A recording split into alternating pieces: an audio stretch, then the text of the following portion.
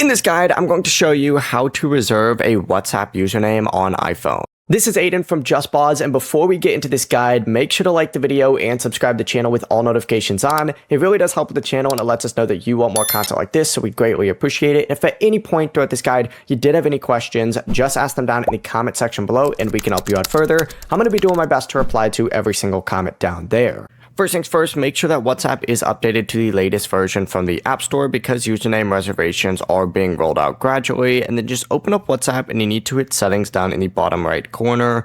From here, you need to select account up at the very top. And once you're on your account settings right here, go ahead and select username.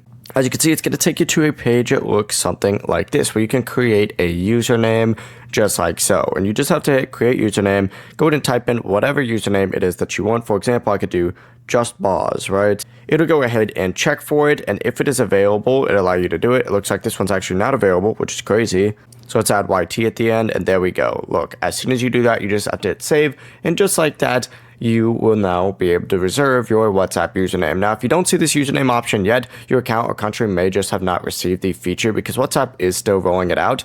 But once the usernames do become officially available for your account, WhatsApp will notify you and you'll be able to use your reserved username instead of just giving your contacts your phone number. Before you do leave, make sure to like the video and subscribe to the channel with all notifications on. It really does help with the channel and it lets us know that you want more content like this. We'd greatly appreciate it. And if at any point throughout this guide you did have any questions, just ask them down in the comment section below and we can help you out further. I'm going to be doing my best to reply to every single comment down there. Peace.